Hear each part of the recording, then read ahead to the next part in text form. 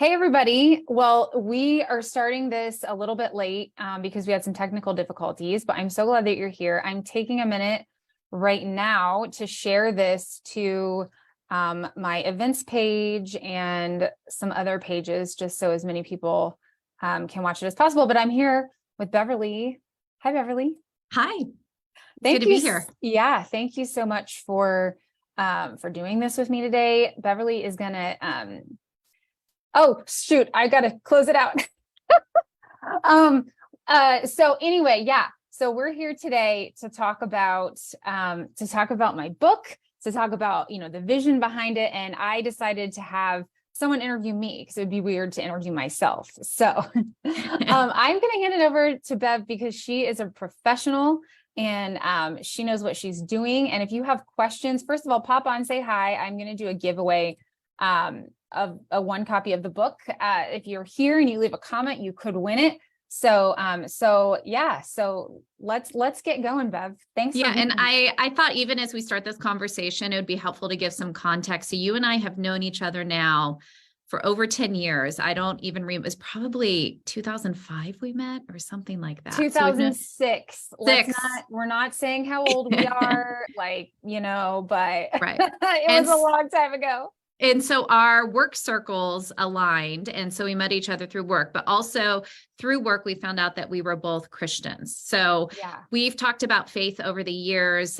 We've gone through marriages and you've gone through kids and just different things. And I remember when you had your first book out, Leaving Cloud 9. So I'm excited about book 2 and also just very specifically about this topic, which I think is really important. And it's talking about women and the church. So the name of the book is Reason to Return: Why Women Need the Church and the Church Needs Women. So that is coming. Give me the date again next January week. 17th. 17th. January 17th. Yeah. So a week from today. So you can pre-order it, but get it now. And I just think this is such an important topic, not just as a whole, but especially during the era of COVID, where so many people stopped going to church for a while due to no fault of their own. And where we are today. But I thought as we talk about just women and the church, would love to hear a little bit about just your faith, your background as far as church goes, just to give context for the conversation.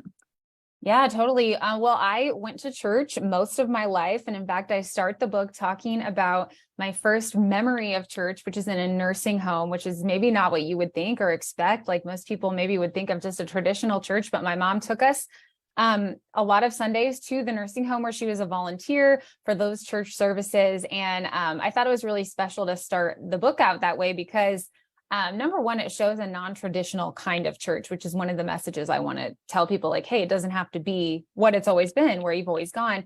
And number two, it kind of showcases, what a big difference in my life that my mom made by simply making this commitment to take us to church. It maybe wasn't something she thought about, like, oh, this is going to completely change, her life or their lives and my sisters and I. But honestly, it has made all the difference. And so I give so much credit to my mom. She is the kind of person that never wants to be in the spotlight. So she would never, say that she did anything, but it's really a thank you to her so much in the beginning. But outside of that experience, I've gone to a variety of different churches over my life, on and off. There's definitely been times when I was absent from church, and I write about those times and why that was and what it meant to me. And times I was hurt by the church. But we can get more into that, but that's sort of a little bit of my church history. And so why don't we do a dive into the data as a whole, as far as how many women currently go to church, and has that number gone down since COVID, but also due to other factors even prior to COVID? Yeah, well, numbers in general for church attendance, as probably most people know, have been going down for the last 10, 20 years, even more than that. So that's a little disheartening. But what I found that was sort of the energy behind why I wrote this book is I saw that women specifically were leaving the church at faster rates than men in the past 10 years. So something like 16 million or more women have left in the past 10 years. And I just was intrigued by that because I thought, well, why are women leaving faster than men? Traditionally, men have been dropouts faster. Women are seen as more faithful. In fact, more women go to church than men in general in the United States. So when I saw that women were leaving faster, I was like, well, what's going on? And then at the same time, I ran into some statistics that said but women are also saying that they want to have a better and deeper faith life, yet they're not taking the actions to do that. Or maybe they don't even realize that it can be done in a different way. And so that was sort of the impetus behind me starting to draft this book out and praying about it. And I really felt at that moment when I found that set of statistics, I really felt like God was saying to me, this is the book. This is the one. I had been searching out what the next book would be. And I was pretty solid and clear on that the moment I ran into those numbers. So what can you tell us as to the reason? How can at one hand it seems like this contradictory set of data points, which is women want to be more connected to their faith, but yet they don't want to go to church. What is the reasoning behind that? Yeah, so I think what we will find in American culture is that we're becoming less and less of a Christian culture. And so whereas in the past, like church was more of a, we do this is something we do as a family, or this is something that we do as part of American society. That is less of a thing that happens now. And I think people are starting to see like, hey, I don't really have to do this if I don't want to, especially with COVID. We still haven't seen attendance rates go back up to what they were prior to COVID. They're up to about 85%. But at the same time, that doesn't mean that people are wanting to leave their faith. They're not like deconverting and becoming atheists. Like that's sometimes a sort of a myth that people believe, but it's definitely not true. And so I think people are leaving spaces that they've maybe outgrown that were not beneficial for them, where they weren't growing, where they weren't able to serve in a way that their gifts were being used. But they're not recognizing that there's another place to take that. Like they're not filling that hole that they've left with anything else. And so what I'm talking about in Reason to Return is there are a whole variety of options out there available to you. And it doesn't have to look the way it always did. Like the subtitle, the original subtitle for the book was the church of your past doesn't have to be the church of your future. Because I just saw so many people that like went to one place and then never tried another place again. A lot of times I saw this with friends who had grown up Catholic and they just weren't trying anything new. And I said, there's a lot of options out there in terms of Christianity and Christian churches and where you can go. And so that was sort of my underlying message as I went into this. Yeah, I can even say from personal experience, after moving during COVID, I left Washington, D.C., moved to South Carolina, and now I've lived in 2 different areas in South Carolina since then. I probably have tried about 20 different churches. And I will say it's good. It's refreshing. I do think it's important to find one and stick to it. But my husband and I just recently moved, so we're in the church hunt again. But it is interesting to see how different places do church. So in this book, does it talk about when you use the word church, how do we define it? Is it the people? Is it at the building? Is it the way that they worship? When we talk about going to church, what does that actually mean? Yeah, it can be confusing at first because we've got the Big C church, which is the universal church that if you are Christian, you are part of that. You really can't leave that church as a believer in Christ. But the local church is sort of that smaller entity of the larger church that we are all called to gather. And you look at when you look at the Bible, this is something that I never really noticed until I was writing this book. But like when God's talking about his people, he's talking about his people. He's not usually talking about an individual. When Paul is writing letters, he's writing letters to the churches because it's assumed that people are gathering together. And that original word church is ecclesia, and ecclesia means a gathering of people. And so it does get conflated with the building sometimes because we do have to meet somewhere, and oftentimes that is a building. But the experience of church, and what I'm talking about when I'm saying being part of church, I often say being part of a faith community because it kind of relays what I'm saying more clearly, because going to church for 1 hour on a Sunday morning at a building and like leaving and not having anything else going on as related to church for you, that's not really going to church. That's not really being part of a faith community because you're not invested with the people. You don't have any commitments, accountability, anything like that. But when I'm talking about church, I'm talking about gathering with people, relying on people, worshiping God together, learning from one another, hearing the scriptures together. And so that's what I mean. And that could be 3 people in a living room, or it can be 1,000 people in a mega church. It doesn't matter. It's just a matter of finding what works for you and your particular place that you're at right now. And do you find through some of the data that you looked at about women leaving church, was part of that because it was almost like they just went and did check their list. Okay, I went to church, did that, but it was hard to be able to invest for a wide variety of reasons. I know family developments are different these days. So it probably is harder for a single mom to go to church or a single person than going as a family. Is there an element where it just became for so many women, they knew that they cared about their faith, they wanted to go to church, but it just became more of a transactional thing than a relational thing? Yeah, definitely. I mean, I think, what was interesting to me is a lot of people point to deconstruction. They point to, what's the word I'm thinking of? I'm forgetting, but a lot of people are pointing to like, oh, people are leaving the church because of politics, deconstruction, all these things. And that is true. But what I found is like really the more significant reasons that people are leaving are more practical lifestyle types of things. Whether that's busyness, whether that's because Sunday morning is the only moment of reprieve you have as a family. Like I can, as a mom, like I can tell you how busy life is. And like Sunday mornings really are the only time that like there's nothing going on. It's also, if you don't have a husband or a partner that's going with you, it is really hard to get kids out the door. There's a lot of apprehension about, entering a church space. A lot of people feel, whether or not it's warranted, they feel judged or they feel like they will be judged. And single women and single moms both are 2 of the highest. They are the highest demographics of women that are leaving the church. A lot of times because they don't feel seen. They don't feel like the church is sort of advocating for them.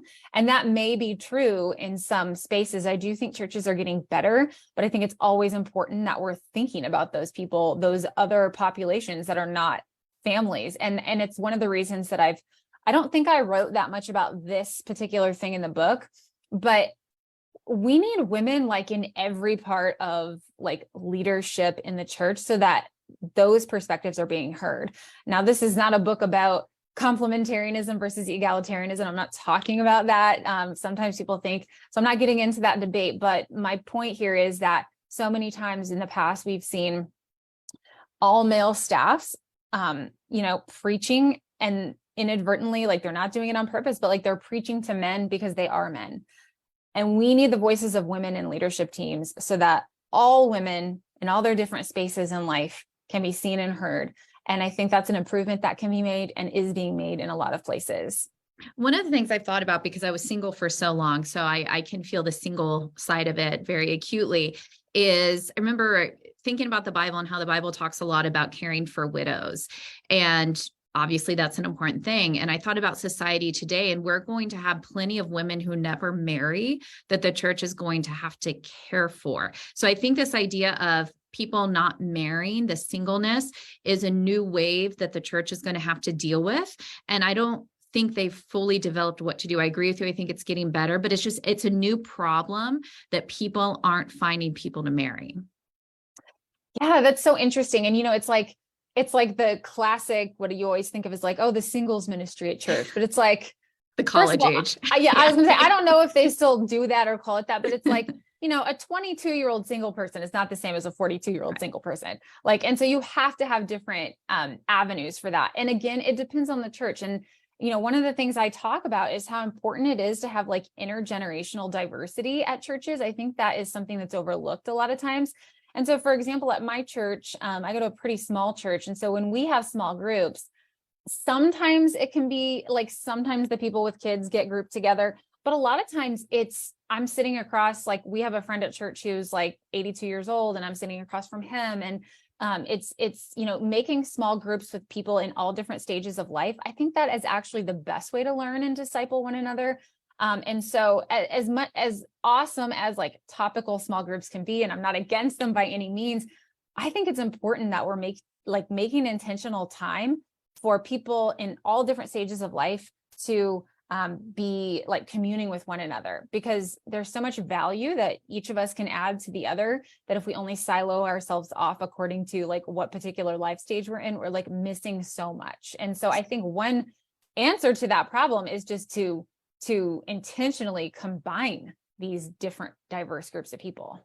And so before we get into what do you do if you're in this camp of, I haven't been to church for a while and I don't know how to go back, or I've had issues with the church, and fill in the blank, we'll get into some of those issues. Let's talk about the benefits of meeting with a faith community. So what is it that we find helps people in their faith, and probably just helps them with overall, as I guess, even how they feel about themselves, the emotional, the physical, the mental side, as well as the spiritual side of meeting with a family of believers?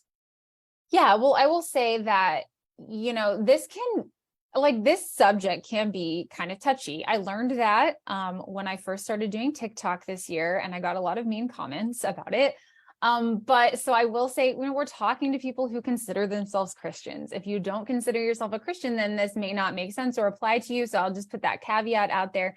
But assuming that the people that are like reading this book are, do consider themselves Christians or want to be Christians, please know that the first thing I would say is that, like, God created us for this community. It says in the Bible that we were made for this spiritual community. And one of the things that I love about God in the Bible is that community was there from day one. From the moment the earth was created, it was God, the Holy Spirit, and Jesus, the Son, were there at the beginning of the earth. And, they say, like, we created, it's not an I. And so I think that's really cool. And also what we know from the Bible is that we all have a unique spiritual gift, or two or three. And those unique spiritual gifts were created by God to work in community with others in a faith community. And it says that the body is not complete without every single one of us there. And so I think that's the first thing to think. And the other thing is, like, if you're not there and you're not using your gift, like, you're also like holding back from someone else. Someone else is not benefiting from what the gift is that God has given you. So that's one thing. Now, the second thing would just be, strictly looking at the data, we see that people that go to church on a regular basis, and by that, I pretty much mean weekly, and the distinction does matter when you look at the numbers. People that go to church on a weekly basis are, in general, significantly happier. They're healthier even. They have, like, better heart health, mental health. They have better relationships, and they're also more generous. They're more civically involved, all of these things. Now, it doesn't mean it's like a magic switch. You go to church, you become this, like, amazing person. But just over time, it shows that going to church sort of builds you up and shapes you and forms you into being probably the kind of person you want to be. And so when we see people leaving church, that really takes away not only from your life and your family's life, but ultimately it starts to contribute to the downfall of communities and society and the world. And I know that's not, like, the most compelling thing to get someone to walk into the church door, but I do find that information really fascinating and something to keep in mind about how, long-term, these little things are going to affect your life. But in addition to that, it provides a buffer to the darkness of the world. There are so many people that are living in isolation right now. One of the things that I have recently participated in is a ceremony for, a bunch of people that died and nobody claimed their bodies. They didn't have any family members to identify them or give them a funeral or memorial service. If you're a member of a church, that's not going to happen to you. I'm not saying that's, like, the big fear that we should all be thinking about right now, but it goes to show you that people are living lives disconnected, and many of them are really suffering in that way, with mental illness and things like that. And so having a community of believers around you just offers so much in the way of support, love, kindness. People want to help you. They really do. And it may be hard to believe that sometimes, but that is the truth.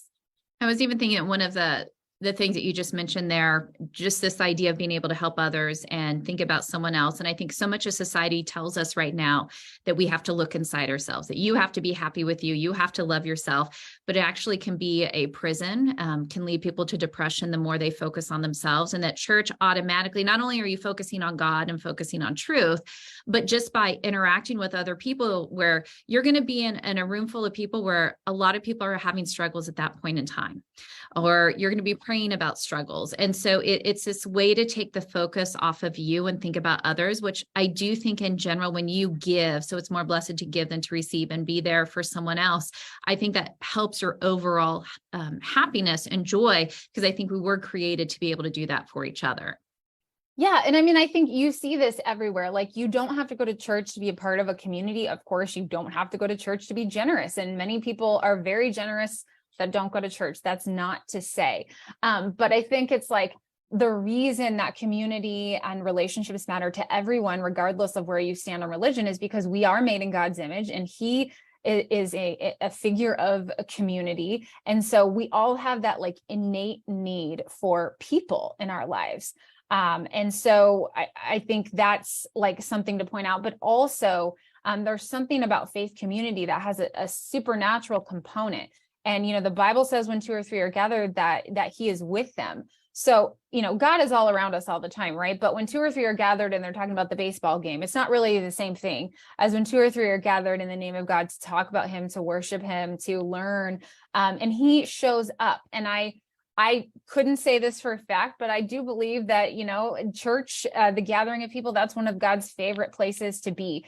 And I feel the Holy Spirit in ways that I don't feel him any other time when I'm in the midst of a gathering of believers. And I don't think that's a coincidence. It's because it's like, as somebody, I wrote this in the book, somebody wrote in one of a quote is like, the church is an embassy of heaven on earth. And so when you walk into the church doors, for a moment, you get to experience that heavenly gathering that we will one day be a part of. And I think that's so cool, because it's like the U.S. embassy in, you know, Ethiopia. Like, technically you're in the U.S. when you're in the U.S. embassy. And so technically you are in heaven when you walk inside the doors of a church. And that is the coolest concept. I had never thought of it that way until I was doing research and I found that quote, and I can't stop thinking about it ever since. Now, what if somebody listening right now is saying, well, Ericka, that all sounds wonderful, but my experience of church has been very different. Maybe somebody is thinking, I've been hurt by the church in X way. Maybe they find that they don't know how to go to church, even though they believe in God, because they see people as fallible, which we all are. So what do you say to somebody who's been hurt by the church and can't promise they won't be hurt again because it's filled with imperfect people? What do you say to that person who's struggling to process that? I say that if you've been hurt by the church, I'm really sorry. And it really breaks my heart that someone would abuse their power or, you know, kind of go out of the way to lead you astray. I mean, God says that, you know, those who are leading us in ministry, they have like like an even stronger responsibility. Like, they have to be held to a higher standard than like just your typical Christian. And so for someone to have done that to you is really a grave sin, and it really breaks God's heart, and it's not what he wanted for you. And I'm really sorry. I would say that there's no rush to get back and like find the perfect place. One of the things I've learned and I write about in the book is that everything is a process. I kind of compare it to, and I'll see if I can set up this example to be clear. So I talk about how when I was overcoming an eating disorder years ago, I read this book called Overcoming Overeating. And in the book, the first step that you're supposed to take is, okay, for 2 weeks, you're supposed to eat whatever you want, as much as you want. And that's really scary to someone that was going through what I was going through. I was like, this is like, what? Like, there's no rules, there's nothing. But you know, I kind of followed that path. And what I realized is that when I took away the shoulds, when I took away the, you have to do it this way, you know, all the rules, then I had the freedom to actually explore what I actually wanted. I had the freedom to actually hear what God was saying to me. And I think that's maybe the path that some people need to take. Like, stop doing this should, stop listening to all of those outside voices, and give yourself the freedom to process and to heal. We all have to go through that, no matter what the trauma is in our lives. Now, the next thing I would say about that is we do need to move towards healing. Any kind of trauma that we have in our lives, whether that's getting in a car accident, suffering through some kind of abuse in our past, like physical abuse, or, you know, even some kind of like embarrassing situation where it sort of scars us. Like, it's not healthy to sit in that and just let it simmer. we need to work through it. That's why we have therapists. And I highly recommend getting professional therapy if that's something that you feel like you need. Take the steps, because living in the infection is not going to get you anywhere. And nobody ever says it's okay to do that with any other kind of trauma, and it never gets you anywhere. So that is not to discount anyone's experience. It's just to say, like, how can you process through it and work through it, and then seek God and see where he wants you to go next. Just be open to his voice and his leading. Is there a perfect church? Not until we get to heaven. So no, there's not a perfect church, but there are healthy churches. And I think that's an important distinction. There are some unhealthy churches. I wrote about some of those in the book. I have a couple of personal stories from women who went to some unhealthy churches. And I don't want you to go there. God doesn't want you to go there. What are some of those signs?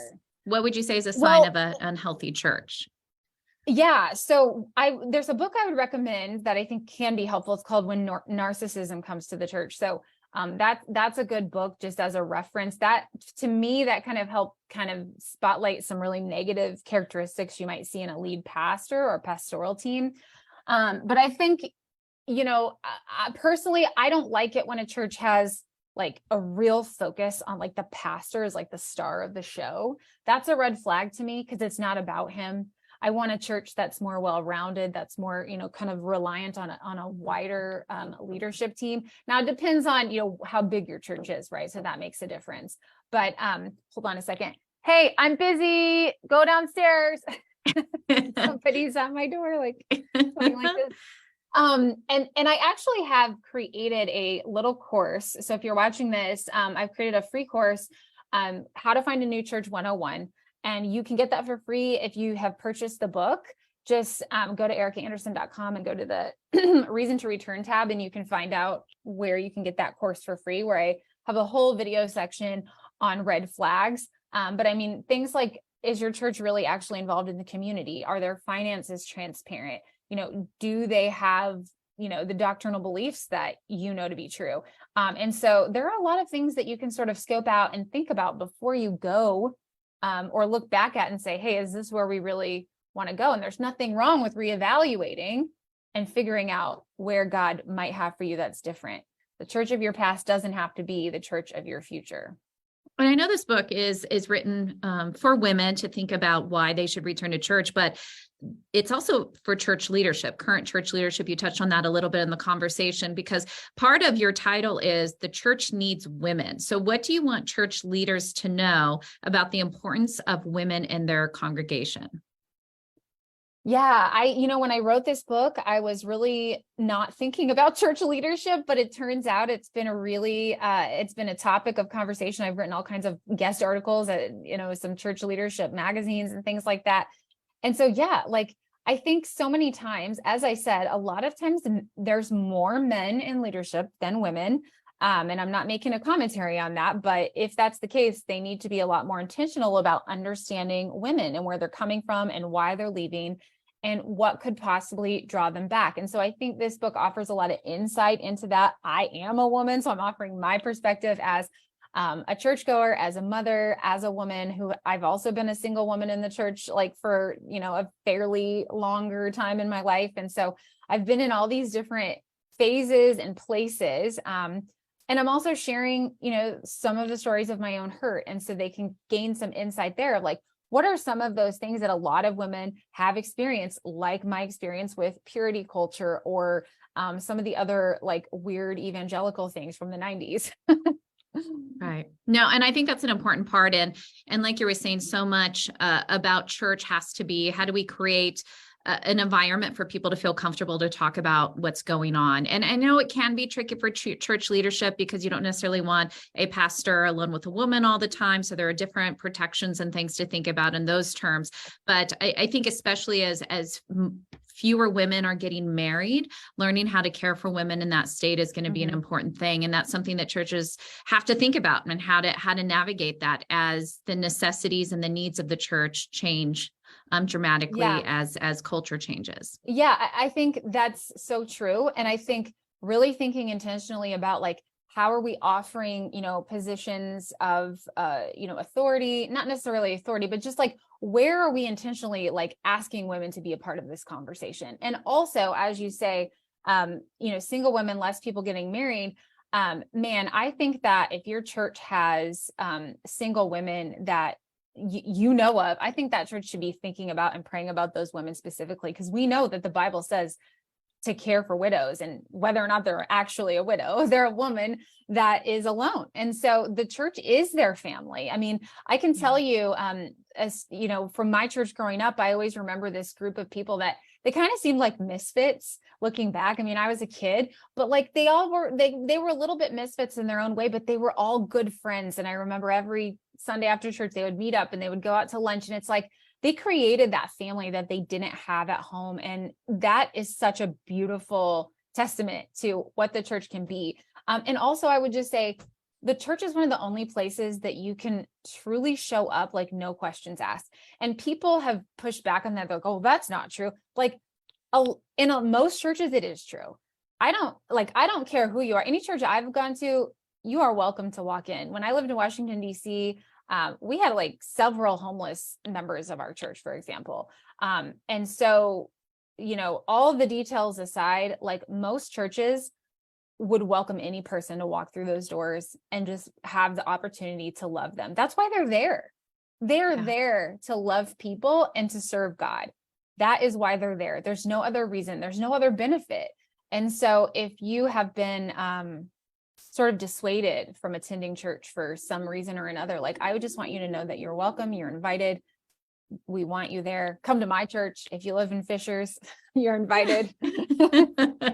And so to just kind of round out the conversation, curious what type of feedback you received so far, because I know people have read this in advance. What have people been saying about this book and how they think it can help people?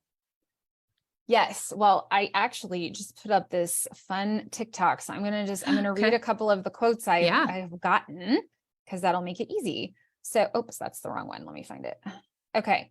So a couple of the things that people have said about this book so far: convincing and encouraging, refreshing and inspiring, truthful and loving, pragmatic and biblical, a beautiful and compelling vision, an advocate for the underserved in our church communities, compassionate, hopeful, practical.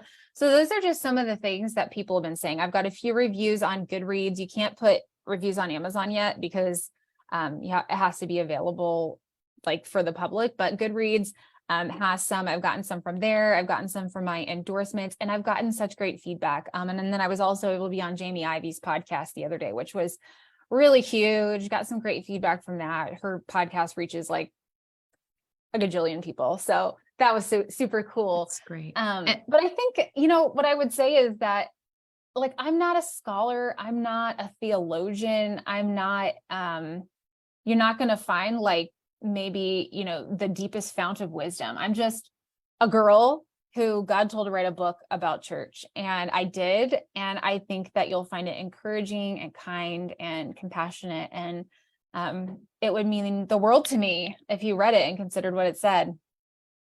And just final question for you. What has it been like for you to go through this process of writing the book? Obviously, it's about God. It's about his church. What has your relationship been like with God throughout this?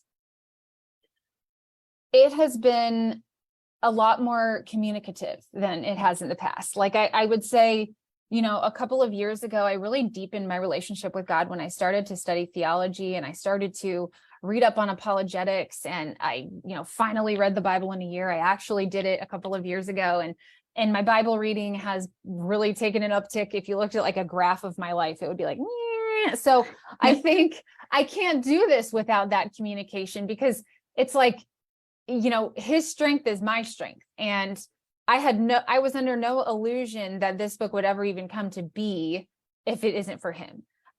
Like, to get a second book deal is totally insane.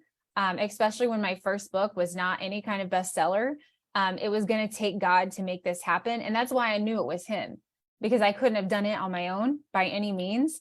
And so I definitely could be talking to him more. I definitely could be reading more scripture and praying more, but it's taken a definite turn for the positive. And so that has been really cool to see. And I'm excited to see what he does next week when it launches. And It's a pretty evergreen book. So for years to come, I hope. And I think it's a book for so many people because most of us were raised in church, or at least have some connection to church, whether or not we're currently going or not. And I think it's a question a lot of people ask themselves just as they go into different phases of life. Where am I with God? And what does that mean? I think it's a question we all just innately ask because we all are going to worship something. I think that question about God and what does that mean is just an important one. And I can say this just from personal experience of knowing you. You say that you're not a scholar, but what you are is you're somebody who researches very thoroughly. So I know that you have the data in there, and compassion is such a good word to describe the way you write. You're a great writer. You're a compassionate writer. I know that this book comes from the heart. So I encourage people you could go ahead and pre-order it, but it is next Tuesday, which is the 17th, is when it is officially out. It's called Reason to Return: Why Women Need the Church and the Church Needs Women. I think it's an encouraging book for so many people. Ericka, I'm super excited for you. Thank you so much, Beverly. And yes, pre-orders are amazing. We need them. And you get a free copy of the audiobook if you pre-order. It's $15, but $15.99, something like that. But what I've been saying is we spend, that much on Starbucks in a week, and we spend $16 on, the cute shirt at Target or whatever. But it's if you could spend $16 and, read something that actually sort of helps you pivot your life in a positive way for the long term, that's a really good $16 spent.